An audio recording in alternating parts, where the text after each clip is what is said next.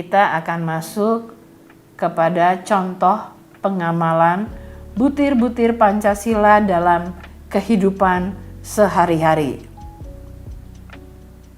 Apa saja sih pengamalan butir-butir Pancasila? Ada yang tahu? Kalau ada yang tahu boleh sebutkan satu persatu. Nah, sila yang pertama, ketuhanan yang Maha Esa. Apa yang dimaksud dengan ketuhanan yang Maha Esa? Tidak memaksakan suatu agama atau kepercayaan pada orang lain. Kita tidak boleh memaksakan suatu agama atau kepercayaan kepada orang lain. Yang kedua, menghormati pemeluk agama lain dalam melaksanakan ibadah. Sila kedua tentang kemanusiaan yang adil dan beradab. Sikapnya harus tenggang rasa kepada orang lain.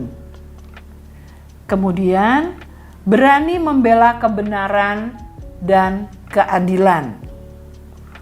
Selanjutnya, apa sih saling menghormati itu? Saling menghormati artinya mau bekerja sama dengan orang lain dan tidak bertindak sewenang-wenang kepada orang lain.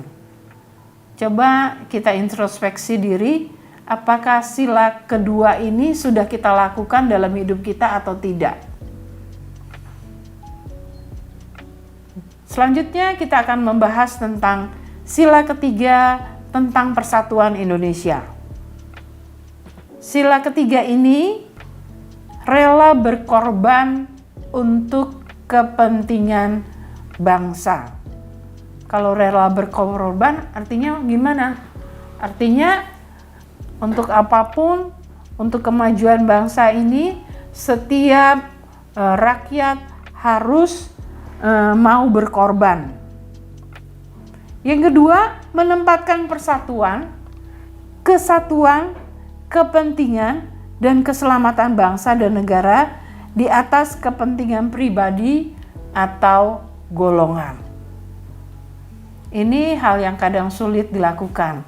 Tapi kalau kita mempunyai pemahaman yang benar tentang Pancasila, maka dengan menempatkan persatuan dan kesatuan dan kepentingan serta keselamatan, maka kita bisa melakukannya. Yang ketiga adalah cinta tanah air dan bangsa. Contohnya apa? Nah, contohnya kalau ada sesuatu yang penting kita untuk membela bangsa atau negara, setiap rakyat Indonesia harus siap untuk membela tanah air dan bangsa.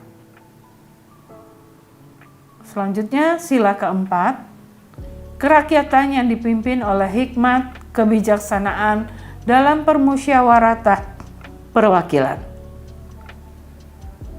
Apa sih maksudnya? Maksudnya satu, untuk sila keempat ini adalah setiap warga negara itu menerima dan melaksanakan setiap keputusan musyawarah. Segala sesuatu harus dilaksanakan dengan keputusan musyawarah. Setiap hal yang penting yang terjadi di dalam negara kita setiap rakyat harus siap. Yang kedua, tidak memaksakan kehendak pada orang lain. Kemudian, mempertanggungjawabkan setiap keputusan musyawarah.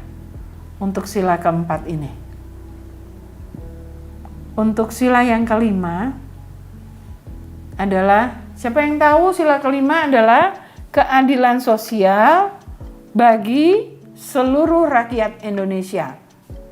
Keadilan sosial tidak ada bagi segelintir bangsa Indonesia, tetapi sila kelima ini harus dipahami bahwa keadilan sosial itu bagi seluruh rakyat Indonesia. Yang pertama adalah dengan cara menghormati hak-hak orang lain. Yang kedua, ringan tangan atau gemar membantu orang lain. Contohnya apa? Kalau Anda melihat orang ketabrak di jalanan, Anda nggak tunggu orang itu mati dulu baru Anda tolong. Kalau Anda ringan tangan atau gemar membantu orang lain, Anda langsung membawa orang yang ditabrak lari mungkin ke rumah sakit. Nah, itu ciri sila yang kelima. Yang ketiga adalah menjaga keseimbangan antara hak dan kewajiban. Seperti apa menjaga keseimbangan antara hak dan kewajiban? Nah, kalau zaman milenial ini setiap mahasiswa boleh saja demo. Di mana saja boleh demo. Tapi jangan lupa Anda juga punya hak dan kewajiban. Yakni Anda harus kuliah dengan baik dan dengan prestasi yang baik pula. Jadi menjaga keseimbangan antara hak dan kewajiban. Hari ini kuliah kita tentang memahami kepribadian, memahami Pancasila sebagai kepribadian bangsa sudah cukup. Nanti kita akan bentuk diskusi per kelompok yang dipimpin oleh ketua kelas. Terima kasih, sampai jumpa.